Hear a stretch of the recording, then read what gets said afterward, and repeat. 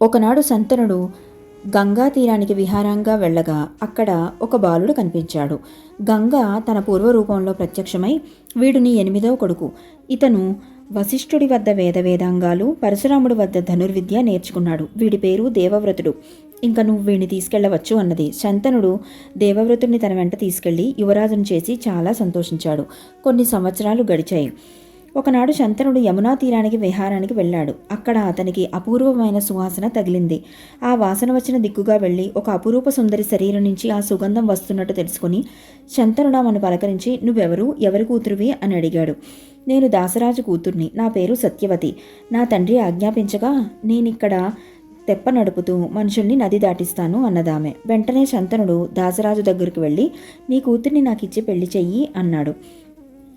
అప్పుడు వెంటనే దాసరాజు, నా కూతురికి పుట్టబోయే కొడుకు నీ అనంతరం రాజయ్యే వీలున్నట్లయితే నా కూతుర్ని నీకిచ్చి పెళ్లి చేస్తాను అన్నాడు.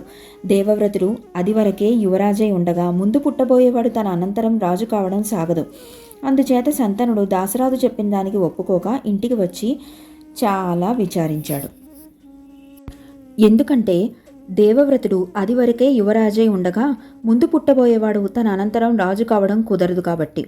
మత్స్యగంధిని పెళ్లాడలేకపోయినందుకు పుట్టడు విచారంలో మునిగిపోయాడు. దేవవ్రతుడు తండ్రి విచారం గమనించి కారణం అడిగాడు. శంతనుడు దాసరాజు కూతురు మాట చెప్పాడు. వెంటనే దేవవ్రతుడు దాసరాజు వద్దకు వెళ్ళి, నా తండ్రికి నీ కుమార్తెను భార్యగా ఇవ్వి అన్నాడు. నాకు ఒకటే భయం. నువ్వు చూడపోతే మహాయోధుడివి, వీరాగ్రేసుడివి. సత్యవతుడికి పుట్టబోయేవాడు నీ ముందు ప్రాణాలతో నిలవడం కల్లా. ఆ భయంతోనే వెనకాడుతున్నాను అన్నాడు. అప్పుడు దేవవ్రతుడు దాసరాజుతో, అలా అయితే నా ప్రతిజ్ఞ విను. నాకు తండ్రి రాజ్యం అక్కర్లేదు. సత్యవతికి పుట్టబోయేవాడే అందరితో పాటు నాకు రాజుగా ఉంటాడు. అందరి ఎదుట నేను శపథం చేస్తున్నాను అన్నాడు. దాసరాజు దేవవ్రతుడితో, ఇలాంటి ప్రతిజ్ఞ అందరూ చేయగలరా? నువ్వు రాజ్యత్యాగం చేసినా నీ సంతతి ఊరుకోవద్దా అన్నాడు. అప్పుడు దేవవ్రతుడు దాసరాజుకు మాటిస్తూ, నేను ఈ జన్మలో వివాహం జోలికి పోను. సత్యవతికి పుట్టబోయేవాడే రాజవుతాడు. అతని తరువాత సంతతి వారే రాజవంశంలో రాజులుగా ఉంటారు అని భీషణ ప్రతిజ్ఞ చేశాడు. అప్పటి నుంచి ఆయనకి భీష్ముడనే పేరొచ్చింది.